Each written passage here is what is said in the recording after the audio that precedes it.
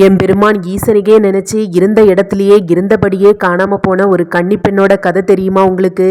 கன்னியாகுமரி சுசீந்திரமூர்ல தேரூர் ஆலடி வீட்டை சேர்ந்த பூதநாதன் பிள்ளை வள்ளியரை நாச்சியாரோட மகள் தான் பள்ளியரை நாச்சியார்.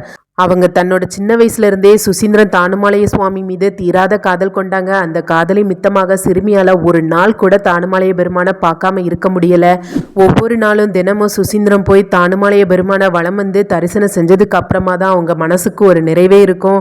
அப்படி இருந்த வேளையில கன்னி பருவம் அடைஞ்சதுக்கு அப்புறமா தன்னோட 17வது வயசுல, அதாவது 1444ஆம் ஆண்டுல மார்ச் 2ஆம் தேதி மாசி மாதம் 17ஆம் தேதி திங்கட்கிழமை அன்னைக்கு சுசீந்திரன் தானுமாலையனை தரிசனம் செய்ய போனவங்க தியானம் செஞ்சு அந்த இடத்துலயே அந்த நாயகி எந்த ஒரு அசைவும் இல்லாம காணாம போயிட்டாங்க.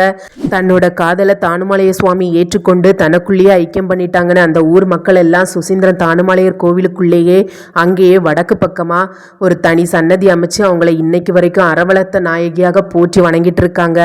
அறமலர்த்த நாயகி காணாம போன அந்த நாள்ல பூதநாதன் பிள்ளையோட குடும்பத்தை சேர்ந்தவங்க சீர்வரிசை கொண்டு வந்து நாராயணனின் முன்னிலையில் வைத்து எடுத்து சென்று தாள மேளத்துடன் மிகவும் கோலாகலமாக சுசீந்திரன் தானுமாலய பெருமானுக்கும் அறமலர்த்த அம்மனுக்கும் திருக்கல்யாணம் நடக்கும்.